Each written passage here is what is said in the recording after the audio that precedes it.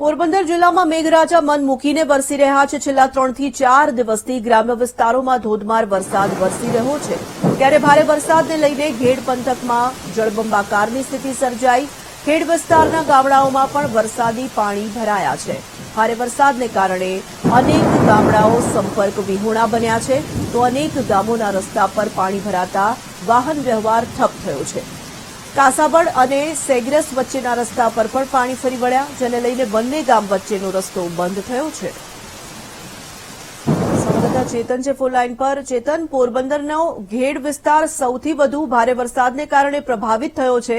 શું પરિસ્થિતિ અત્યારે હાલ સામે આવી રહી છે ઘેડ પંથકની? તોરલ અત્યારે જે પરિસ્થિતિ છે તે વધતી જાય છે। જે પાણીમાંથી આપણે પસાર થયા હતા ઘેડ પંથકના કવરેજ માટે જે ગયા હતા, તેમાં જ અત્યારે એવી મોટી સ્થિતિનું નિર્માણ થઈ ગયું છે કે ફરી પાછું ઘેડ પંથકમાં જવા માટે કોઈ રસ્તો જ નથી। જ્યાં જુઓ ત્યાં માત્ર ને માત્ર પાણી જ છે।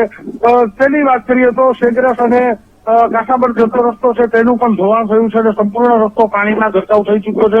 સમગ્ર વિસ્તાર જે તે કહી શકાય કે પાણી સિવાય કોઈ વસ્તુ જ નથી। અંદર ઘેડ પંથકના 19 જેટલા ગામોને અત્યારે તાત્કાલ એલર્ટ કરી દેવામાં આવ્યા છે અને તેમાં અત્યારે સંપૂર્ણ ગામ વિસ્તારમાં આવવા જવાના રસ્તા છે તે બંધ કરી દેવામાં આવ્યા છે। કોરલ, ચેતન, ધન્યવાદ।